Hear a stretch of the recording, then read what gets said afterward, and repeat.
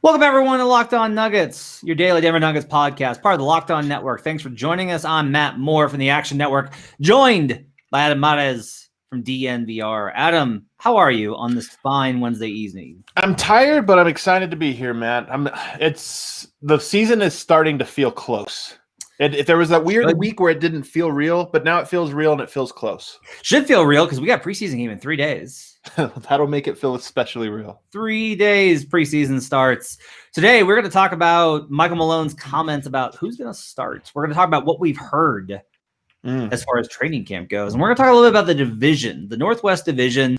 Always important to win, to be able to raise that vaunted Northwest Division banner. So we'll talk about the division and where everything stands going into this NBA season. But first, let's get started with training camp. 2021 is fully underway, and we don't get to see any of it. Not a thing. Couldn't tell you. Not true. The Nuggets did release 59 seconds of video today on the Twitter. I watched all 59 seconds 4 times. Caitlin from the Indiana Pacers SB Nation blog. She's great. 9 seconds. The other one, she broke down an entire play set based off of a 50-second clip. Like double screens and something like the whole breakdown because Caitlin's amazing. That's enthusiasm right there. Let's talk about what we've heard because we're reliant on word of mouth and we're going to hear different things from different people. But the one thing that you and I have heard in concert is that Michael Porter Jr. is killing it. That's right, baby. That's right. Well, I don't know if I want to say is killing it, that what I've heard, but I have heard that he stood out, and that's what I think you want. I mean, look, if you look at just this camp, he easily has the most to prove. He has the most to gain or lose from this training camp, in my opinion, because first of all, he hasn't solidified himself as the starter. Michael Malone has made that as a thing, he's got to earn it in this camp. He's got to show the growth, not just earn it from making buckets, but he's got to show growth in all the areas. So I have heard a lot of positives in that regard. And even today, Nikola was asked in his presser who has stood out. Of course, he says Vlatko. Okay. And he said Mike, Mike knocking down shots or made a bunch of shots or something like that. So very encouraged. So I think the big key here is that MPJ is not going to stand out in terms of his conditioning or speed. He's not physically going to be better. He can be sharper a little bit. He's not going to stand out in terms of his understanding, his mastery of all the concepts. But what he can do is he can stand out just by being the best basketball player on the floor outside of Jamal and Nikola. He could just be the best pure basketball player. And if he's knocking down shots because this is a big part of it, is he needs to be so evidently talented that he can't not start, because Malone will eventually go that route. Eventually he does reach the point, and we'll talk about this in the second segment, where talent is going to win out over things. But this team's already so talented. He has to be steps above if he wants to secure that starting spot, which I think everybody in the organization wants him to. I think Malone wants him to. I honestly think that Malone knows that he's so talented, he needs him to be that good, but he needs him to be so caught up on everything that he's there. And so I think it's a good sign that we're not hearing he's just really struggling, or he's not he really acts like he's just doesn't have to put in the work. And that's not the word. The word is he's locked in, he's making shots, he's showing why he's one of the most talented players on the roster already. Yeah, and I actually am going to disagree with you in one way, because I think he's already shown that he's supremely talented. I mean, I don't think that was a question as recently as December. I mean, before he really broke into the rotation, I think everybody knew when he takes shots, he makes them. To me, what needs to stand out about him is he making an effort in all the other areas, especially on defense, but also just in the knowing where to be on the court, not taking, trying to find his offense within the rhythm of what the team's doing. To me, that's how he stands out, because if you're in just, we talk about practices, we're 3 days in, scrimmages. This is basically glorified pickup. It's probably 10% better than your average pickup game right now, right? It's not quite a full NBA game with whatever it is that they're doing. For him to stand out by making buckets wouldn't surprise me. I imagine when they do off-season workouts and open gyms, he is the most dominant one in terms of just pickup basketball. So to me, I actually think when I hear so much buzz about he's looked good, this or that, and I've even heard a little bit about this, that it has to do with him buying into the other things and maybe maturing in that. Now, I'm not saying declaring victory here by any means, but it's a lot better than if we were hearing the opposite of this. Do you know my MPJ story? Like, have I told you my MPJ story? I want to hear it. 2018-19. He's not playing. He's rehabbing. Right. We're at a practice, the rare practice day, and we're in the upstairs gym, and everybody's talking to Malone. Malone's holding court, and I just didn't have anything for Mo that day. I think somebody else was talking too, and so I'm just kind of hanging out, and Will and MPJ are having a shooting contest, and MPJ smokes him. Will's hanging in because Will's really good, but MPJ smokes him, and Will I was standing in the corner when they were shooting. I'm trying to give him space, but Will looks at me and is like, "You see this? Are you watching this kid?" And it was not at me. It was more of "Hey, media, this kid's gonna be really good." Yeah. And the fact that he was hanging in with Will was that was evidence to me of oh my god, this kid just really is that much of a natural shooter. And so in these environments, he probably does stand out. What else have you heard? I'll tell you what I've heard. I've heard Isaiah Hartenstein looks really good. Ooh, I like it. I've heard that he looks really solid in terms of fitting in with the second unit, that he and Monte Morris should be able to replicate a lot of what he and Mason did, even if he's not as good of a passer, that in the half court sets, that should be a pretty decent replacement. Right.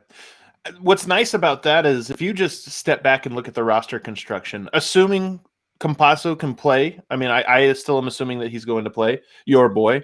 Losing Mason's passing, probably not that big of a loss. I mean, Mason, a really good player, and his passing obviously adds value, but you get a playmaker, another playmaker on the court. Who knows what happens with Will Barton, starter, not starter, off the bench, healthy, whatever. But if he's on the bench, that's another playmaker. So I don't know. That to me, that's music to my ears, because he would really fill, I think, a big void for Denver, maybe short-term and long-term, if he can solidify himself there. So I like that.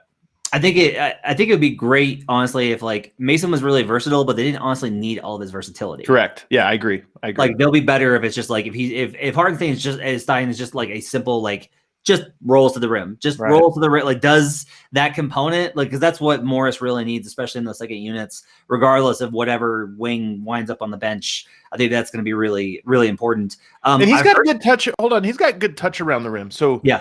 And this is an important thing, I think, for a rolling big. It's not just finishing with a dunk, but he has good layup control. Mm-hmm. I've heard PJ Dozier actually has been a dog. I like to hear that. He's been a dog, been battling. So that's really good, I think, considering that he's probably going to get edged out by Mighty Mouse coming in and rolling up magical behind the back over the shoulder passes. I think it's important that Dozier is still showing he can battle, especially with Malone. You want to carry favor, that's a really good way. Although I will say, everybody's talking about Facu's defense. This has been maybe the loudest thing I've heard, even louder perhaps than the Michael Porter. Surprising is that it's his defense that is just, he's so disruptive. That's the word I always keep hearing, disruptive. Just getting in passing lanes, forcing guys out of position. It's hard to see him, I imagine, when he's down there. Oh my God, you're the worst. But just really, really, a pesky defender. And I know I was thinking about this the other day about whether or not, Malone seems to really like him. And I kept wondering about how much Malone, this will probably be a question for him in the presser tomorrow. I'm curious if Malone sees any of himself in Facu. I think personality-wise, if you imagine what kind of defender Michael Malone was back in his day, he's not very tall. I imagine he was a disruptive, annoying defender. So I'm wondering if there's a little bit of that there. But I have heard, and it's funny to me also when you hear from different players around the NBA asked about him, and most notably Luka Doncic, the number one thing they talk about is his defense. He was annoying to go against. So that might be his number one feature on this team. I don't know. Yeah. Side note, by the way, the Mavericks did release JJ Barea, so I'm expecting the Nuggets to go ahead and tender an offer at power forward, right? They need he can fill it at power forward. Just gonna roll out Monte Morris, Facu, JJ Barea, Marcus Howard. Ooh, I like it. And then Bol that'll be the role. The one other thing, real quick, the other thing that I've heard that that I've heard from a couple different people is just that the energy is great, and this was one of the things you thought, bringing in 7 new players, many of those 7 new guys, Greg Whittington and Campazzo, they're fulfilling an NBA dream, right? They haven't, they're already mature players, but coming over and getting to be in the NBA, tons of enthusiasm. RJ Hampton and Zeke Naji, true rookies, tons of enthusiasm. So I think some of the new bodies have brought in a much needed pep to training camp that I've heard have been really, really positive, including the big fella, lots of energy. So maybe he's even invigorated by this. I've heard. It's always funny that whenever I ask a question of who's looked good in camp, the comments always end with, and Nicole and Jamal too. Right. It's always by the way, our 2 best players are still our 2 best players. That's a thing. Let's take a break. And when we come back, we're going to talk about Malone's comments about the starters and what that means heading into Saturday's preseason game and going forward. But first, let's talk about Headspace. Look, life can be stressful even under normal circumstances, and 2020 has challenged even the most difficult times of life. You need stress relief that goes beyond quick fixes, and that's Headspace. I myself am a user of Headspace, and I do vouch for it. It's great for getting yourself right. I use it before I start writing in order to center my thoughts and try and escape from the endless torrent of my children making noise in my home. Headspace is your daily dose of mindfulness in the form of guided meditations in an easy-to-use app. It's the only meditation apps advancing the field of mindfulness and meditation through clinically validated research. Whatever the situation is, Headspace really can help you feel better. You feeling overwhelmed? That's something I think we've all felt this year. Headspace has a 3-minute SOS meditation for you. When you fall asleep, they've got wind down sessions their members swear by. And for parents, Headspace even has morning meditations you can do with your kids. No thanks. Headspace's approach to mindfulness can reduce stress, improve sleep, boost focus, and increase your overall sense of well-being. Like I said, I use it to center my thoughts because when I write, I found myself in a habit of I would write in tangents where I would write and then go off here and then go way down and then do this other thing. And then if you try to write it out into a tree, it was just this sprawling vine. Headspace has really helped me stay focused on what it is that I'm writing about. Headspace is backed by 25 published studies on its benefits, 600,000 5-star reviews, and over 60 million downloads. Makes it easy for you to build a life-changing meditation practice with mindfulness that works for you on your schedule, anytime, anywhere. You deserve to feel happier, and Headspace is meditation made simple. Go to headspace.com/lockedonnba. That's headspace.com/lockedonnba for a free 1-month trial with access to Headspace full library of meditations for every situation. This is the best deal offered right now. Head to headspace.com/lockedonnba today. We'll be right back on Locked On Nuggets.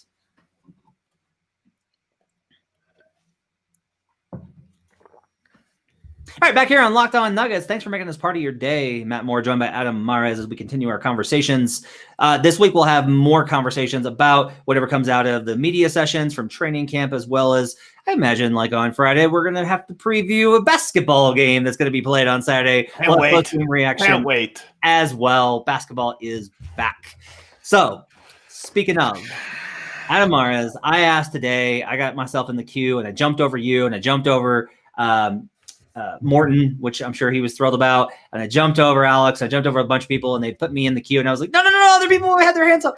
And I had to ask Malone about the starters because this is the most interesting question to me. And I asked him, you can't just, if you ask Malone, hey, who are you starting Saturday? He's going to be like, tune in Saturday and find out. If you ask him, right now, who do you think you're leaning towards? He's going to be like, that's still to be determined. We have a lot to figure out. To your point, Matt. Yeah. So I posed it to him in this way. I said, when you're looking at the starting lineup, are you looking to have the best 5 players available no matter who they are? Or do you want a balance of offense and defense? And my hope there was if he said, I think we need to have a balance of offense and defense, then that leads me towards he wants to keep last year's starters because all 5 starters are still on the team from the beginning of the season. Right. If he said, well, I think you have to go with the best 5 guys and then we'll figure it out from there, then that leads more into MPJ. Or if he gave some sort of answer along those kind of lines. He said specifically that best 5 guys was not the way that he was going, that he does think that you have to be able to complement each other. He also mentioned that you need to be able, what works best with the bench units as well. So he's obviously did not fall into my trap because it was clumsy and obvious. But also I think it's not that MPJ doesn't start in that scenario. What I actually kind of lean towards is if you're trying to decipher how he's thinking, does MPJ fit better when he's got more room to operate on a bench unit to start? Or does he operate better if you're just going to plug him into that 3-person personnel? I still continue to believe that we're going to see Michael Porter Jr. starting on Saturday. That's my belief right now.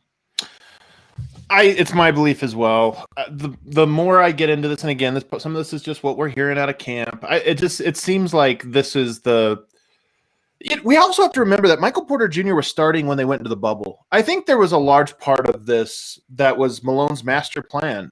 Hey, rookie season, really tough love. Second season, all right, let's lighten up. I mean, we talked about this all season last season about Malone being overly tough on him early to kind of set a tone, but then sort of, bringing out the carrot, so to speak. And I just expect that's what's going to happen. I think they tried to do it in the bubble. It didn't work once they got into the playoffs. And now that they have a camp under them or will have a camp and a preseason under them, I think they'll feel more confident in it. So to me, I mean, obviously Jokic and Murray are a lock. I think Michael Porter is as close to a lock as anybody else on the team. That's my own personal opinion. Okay. Do you think Gary Harris or Will Barton fits better with the bench unit? Will Barton probably fits better with the bench unit, but I don't know that he's healthy. I mean, we haven't seen him in any videos. We know he was held out of the first 2 days of scrimmages, so I kind of think this becomes a moot point, especially if we talk about the first preseason game. So that's probably the angle here, right? Is like if you start the season, if you're just like, well, you weren't healthy, sorry, we had to set something, and then if you're winning, you're like, we can't break it up now, Will. Right. Yep. We're rolling. Can't break this unit up. We're gonna have to bring you off the bench for a while. Maybe that's like the answer, but I think eventually that does become an issue again. And like you lose a game, and it's like, okay, well now what? Let's say that MPJ starts that it's Jamal, Gary, MPJ at 1, 2, 3, and Joker at 5. Are you more interested in seeing Paul at the 4 or J Mike? Man, this is a really tough one for me because I don't know that I love any of them for creating my most favorite lineup, but I think to me it's got to be Paul Millsap because, look, he wasn't phenomenal in the playoffs, although I think he was better in the playoffs than people remember. But when he's on the court, the Nuggets defend at a high level. He's just like Gary Harris to me in that you plug them in, and all of a sudden Denver's defense goes from terrible to at least there's a baseline of good. Yep. That it is because I think JaMychal Green is a good individual defender. I don't know that he's going to be the help side defender and cerebral defender Paul Millsap is. So I probably lean to Paul Millsap, but I will say I don't have a strong take on this at the moment. I probably will 5 games into the season, but at the moment I'm open. I'm open for discussion. Yeah. So what is it? What's the 5 you want to see?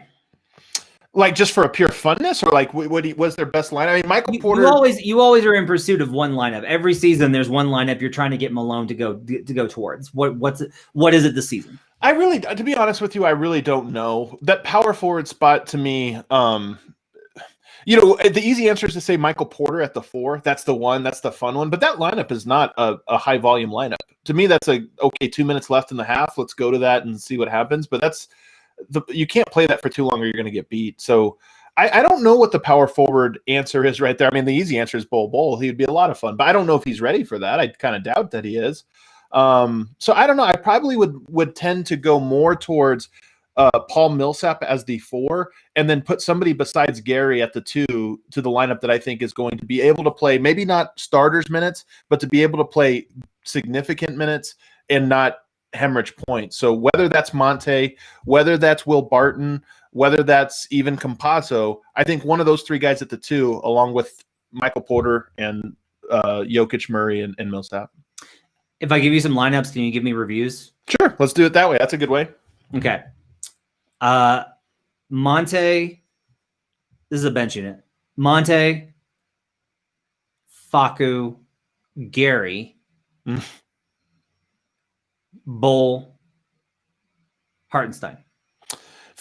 Feast or famine because of Bol's defense. I mean, you're asking him to sort of make up for a lot of things there. But man, does that lineup have an enormous amount of space. As small as it is, they're going to be able to spread out the defenses and attack with two phenomenal attackers in Monte Morris and Campazzo. You're going to have Gary Harris, who's an elite third attacker. I mean, as a second ball handler, pick and roll player, not so great. As a third, phenomenal. And then just the ability to space the court with Bull at the 4. Offensively, I think it's great. Defensively, I think it's, like I said, feast or famine. You might throw some teams off. You might be able to get, Gary and Campazzo putting pressure and getting into people's space, I think is great. Monte never really gets beat, but you got Bull out there, and you do have those guys being so short. So feast or famine lineup, but fun. Jamal, Campazzo. I'm already in. MPJ, Bull, Millsap at small ball 5. This lineup scores an enormous amount of points and might be good defensively. I don't know. It's any lineup that you throw Bull in here, I'm going to say feast or famine defensively, because the last time we saw Bull, I don't know how you play defense with him. Now, granted, that was in the bubble. He was point guard, I think, for one of those games. Like it was the least meaningful sample size you can get in that regard. You can look at the tools, the shooting or whatever, but to really know what kind of defender he can be, I don't know. But offensively, are you kidding me? That's an incredibly talented offensive lineup. Michael Porter and Bull spacing it. Nobody can cover that. Those guys out on the perimeter. You open things up, and then you got Murray, Campazzo. I think it's really good. You don't have a great rim rolling threat in that lineup, but I don't think it matters. All right, let's take a break. And when we come back, I want to talk about the Northwest Division and the Nuggets' chances of securing their 3rd consecutive division title. But first, let's talk about BuiltGo. All right. BuiltGo. It is a protein gel that is going to get you going, and it's really great for whether you're wanting to get focused for a meeting or you're trying to get power through a workout. If you're going and playing golf, which is not a thing I do, but it sounds like it's tiring, you can use it before you go golfing and you will be set. Whether it's a physical or mental wall, break through it with Go every day. BuiltGo is the best workout gel on the market. It's 5-hour energy without the same crash feeling, plus it's natural, so it's better for the body. It's like drinking a Monster drink with 1/3 of the caffeine and better results. They got 3 delicious flavors: peanut butter honey, chocolate coconut, chocolate mint. It combines energy gel with collagen protein. The collagen protein is fast absorbing, so it gets into your system fast, and it's easier on your stomach. It's loaded with good stuff like B3, honey, and a kick of caffeine. BuiltGo then kicks in to keep you going strong with B6 and B12, which is 10,000% of your daily percentage. Collagen promotes joint, soft tissue, hair, and skin health. It's good all over. Visit BuiltGo.com, BuiltGo.com, and use promo code LOCKED, LOCKED, and you'll get 20% off your next order. Use promo code LOCKED for 20% off at BuiltGo.com. Let's go. We'll be right back on Locked On.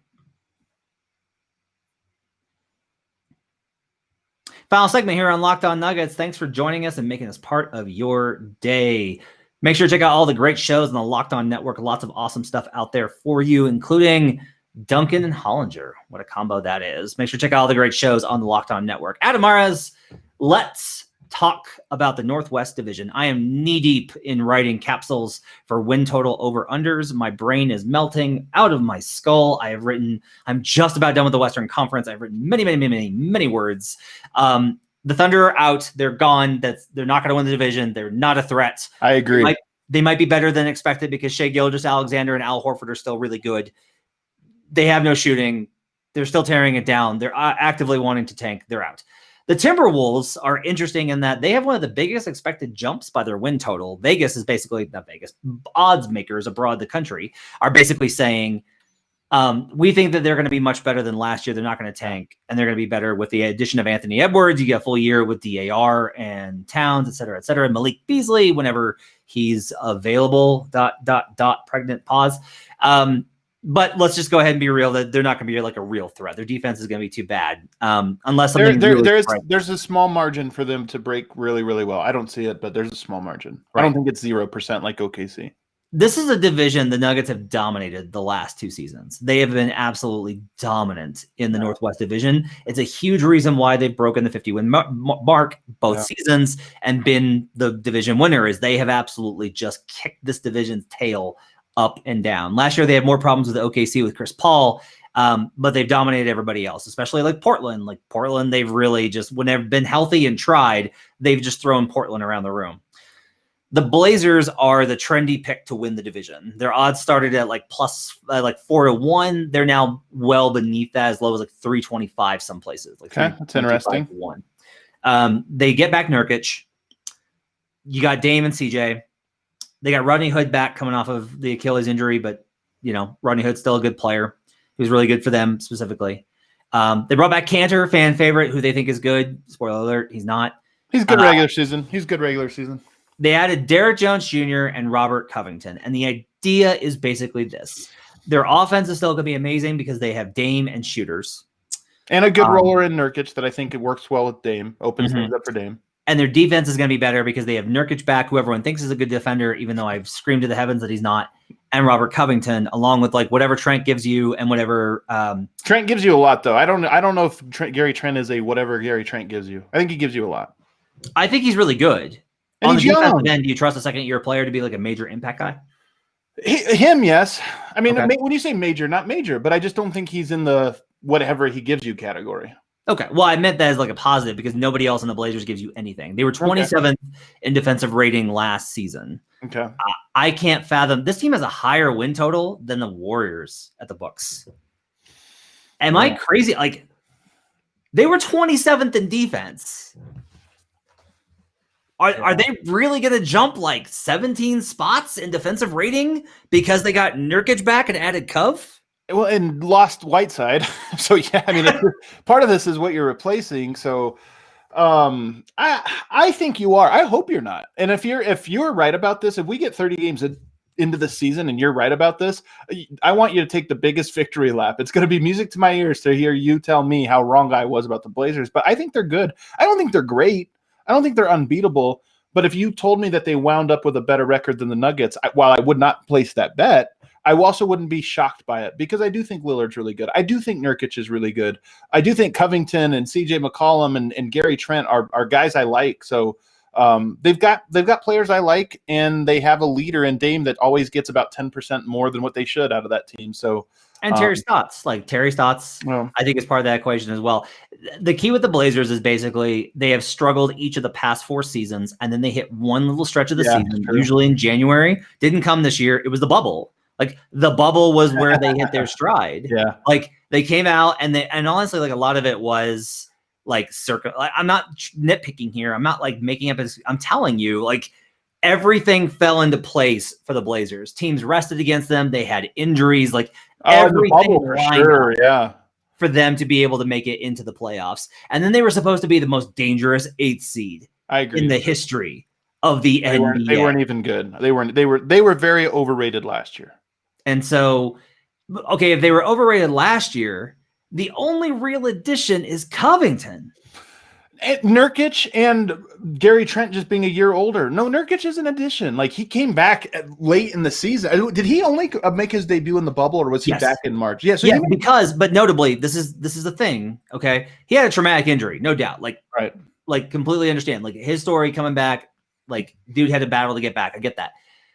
One of the knocks on Nurkic in Denver was that when he would have injuries, it always took him a little longer to get back. Yeah. Right. And like, maybe that's just like his body, and like, that's totally understandable. But the problem is, like, if he tweaks an ankle, and if the diagnosis is Nurkic is supposed to be reevaluated in a week, there are some guys where I'm like, he's playing next week. Nurkic is a guy where I'm like, it might be another week. Right. Yeah, I think the Blazers are good. I do think Denver should be better than them this season, so I'd pick them above them. But I think the Blazers are going to be a really good team this year. Let's talk Utah. So when I dug into Utah, basically what I've discovered is that I really like the Jazz. You know how I feel about Gobert. You and I are on the same page about Gobert. But I think Donovan Mitchell probably unlocks some stuff in the playoffs in terms of understanding like the gear he can get to and how to see the floor and what to do. I think that he continues to improve and to prove a lot of people that doubt him wrong. Getting Bogdanovich back that's a major plus. He was their leading scorer, and they were without him in the bubble, and they still almost made the second round, if not for Conley's shot. Conley he struggled to get integrated in the first 2 months of the season. And then he had injury issues, and then he got back, and he finally started to settle in. And in the bubble, I think we saw a lot of what Mike Conley, like how he can play. And I think that the team kind of understood, like, Conley doesn't want to be the number one guy, and the team doesn't need him to be the number one guy. It can be Mitchell and Bogdanovich leading them, and that's fine. Bringing back Favors, I think, was a really big deal, especially in the matchup with Denver. Yeah. Like, you and I both agree how much trouble he gives Joker. So, I think Utah. I liked Utah to finish with the most wins in the Western Conference last season. I thought they were going to be a regular season team that, like, blew everybody away and then struggled in the playoffs. And they were kind of the worst of both worlds, where they were just like, pretty good. And in the playoffs, it was like, they almost got out of the first round. They had the Nuggets up against the ropes, and then they lost. But I think that they're going to be, again, really good. I think that they'll be right there competing. And if the Nuggets slip at all, I think Utah winds up winning the division. Probably the biggest threat. I do wonder, what galvanized this Denver Nuggets era of basketball was Game 82, 2018, losing in painful fashion in Game 82 to the Minnesota Timberwolves. What happened to the Utah Jazz last season fits the opportunity for that same sort of, hey, man, we were so close. And then you watch what Denver did and made it all the way to the Western Conference Finals. If I'm a Utah fan, or more importantly, if I'm a Utah player, I look at that and go, we let one get away. It's painful, but we got Bogdanovich back. We got Mike Conley was becoming more familiar with that team as the season went on. I mean, early on, he looked like he just didn't fit, and it was a bad addition. He started to get more and more comfortable. And then Donovan Mitchell had a similar breakout to Jamal Murray last year. So I think Utah fans are optimistic that he has sort of made a important leap forward. So if I'm Utah, I think there's a real chance that they have a special season because of that. But of course, a lot of teams go through painful losses and don't come over the hump. I'm just saying they have an opportunity in front of them that I think they're positioned to kind of take advantage of. The Jazz were a top 5 defense in each of the past 4 seasons until last year when they fell to 13th. Well, Derek Favors is the defensive player of the year. He really protects the rim for them. Like, they needed a rim protector, and so adding him, I think, gave them a big man that could protect the rim, because they didn't have one. They didn't have one last year, as evidenced by Jokic absolutely murdering whoever that guy they had in there. That's right. The Jazz suffer for rim protection. And right, so just had to put that out there. I think with another, they were also really focused on fixing the offense, because the offense had been mediocre for years. And like, it was clear that they were like, we got to get the offense going.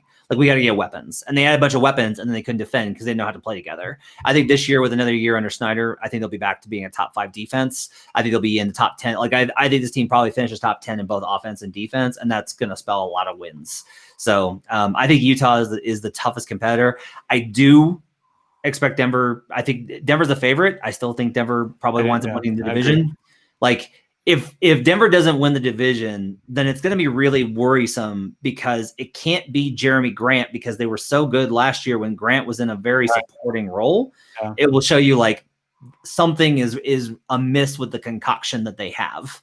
And that's going to be whether it's Millsap falling off, or injury issues, or MPJ's just not as good as he needed to be. Like, whatever it is, like, something went awry if they don't win the division, because they should be just as good as last year, even with Grant missing, it's surprising that I've kind of gotten there, but I'm still kind of like, I think they're playoff worse. I think their regular season as good. I definitely agree about the second part. And the first part, the playoff worse, TBD. I mean, they have a whole year to figure out how to replace Jeremy Grant. And even in, I do think even Jeremy Grant's playoff run was a little overrated, but I still agree, but at the moment, but TBD. All right. That wraps it up for this edition of Locked On Nuggets. Thanks for making us part of your day. Make sure to rate, review, and subscribe. It helps us out so much. We really appreciate it. Make sure to hit the show up on Twitter at Locked On Nuggets. You can find Adam on Twitter at Adam_Mares, MARES. And you can find me on Twitter at HP Basketball. Thanks for joining us, everybody. We'll see you guys again next time on Locked On Nuggets.